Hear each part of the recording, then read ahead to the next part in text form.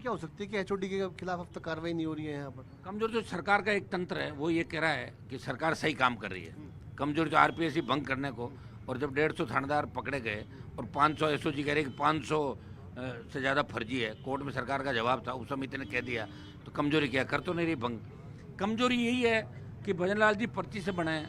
भजनलाल जी ये सोच रहे हैं कि जो मेरा इतिहास था बार बार मुझे याद क्यों दिला रहे हैं लोग। अब लोग कहते थे, मैं थोड़ी कहता हूँ यार, और अच्छी बात है, मैं तो कह रहा हूँ गरीब आदमी अगर सीएम पीएम बनता है, मोदी जी खुद कहते हैं कि मैं चाय बेच के बना, तो इनको स्वीकार करना चाहिए कि मेरा इतिहास क्या था, पहले 97-98 में क्या था, 95 में क्या था, 92 में क्या था, 85 में क्या। अच्छी बात है, आदमी हमेशा इतिहास को याद रख के आगे बढ़ता है तो कभी मात नहीं खाता। जैसे मैं मेरी हर चीज़ का ध्यान रखते हुए धीरे धीरे आगे बढ़ूँ। भजनलाल जी को याद दिला देना कि आप साहब उस समय ये काम करते थे, वो नाराज़ हो जाते हैं, मेरे को इस काम का क्यों कह दिया। आईएएस अधिकारियों को कमरे में जिस तरह गालियाँ वो देते हैं, एक मुख्यमंत्री को शोभा नहीं देती इस तरह की बात। ब्यूरोक्रेट्स मतलब गुमराह कर रहे हैं सरकार को, या नेता को गुमराह कर रहे हैं? कौन कौन कर रहा है गुमराह की सरकार फैसले ले नहीं पा रही है? सरकार में नेता तो बच्चे ही कहाँ हैं, नेता कहाँ हैं बीजेपी के अंदर। ये तो उस समय का वातावरण ऐसा था, कुछ कांग्रेस की गलतियां थी लगातार।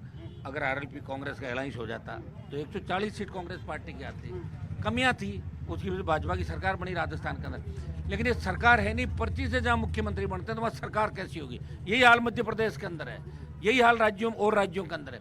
देखिए इनका सारा का सारा सुपड़ा साफ हो जाएगा इस प्रदेश सहित दिल्ली के अंदर भी। जिस तरह ऑपरेशन सिंदूर के समय अमेरिका ने पंचायती करके जो एक तमाचा मारा इंडिया के मुंह पर, इन्होंने तो सिंदूर का अभियान चला दिया था कि बीजेपी ने कह दिया घर घर जाओ सिंदूर भरो। ऐसे कैसे भरो सिंदूर?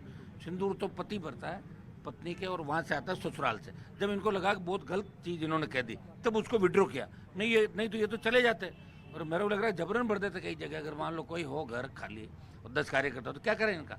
अब इनके सामने कोई नहीं है ना साहब। यहाँ लड़ाई की स्थिति आप देखिए प्रदेश के अंदर, यहाँ कितने का आंदोलन रोज हो रहे हैं आप बताओ मुझे। कितने नेता सड़कों पे नहीं है, सड़कों में बहुत कम लोग हैं। लोग सोच रहे हैं अपना टाइम पास करो, आगे देखेंगे और अगली बार हम आ जाएंगे। ये स्थितियाँ राजस्थान के अंदर है। लेकिन आज हमें उम्मीद है कि सरकार अगर आज नहीं जगी तो कल यहाँ हम बैठे नहीं रहेंगे। यहाँ से या जहाँ से भी हम तय करेंगे वहाँ से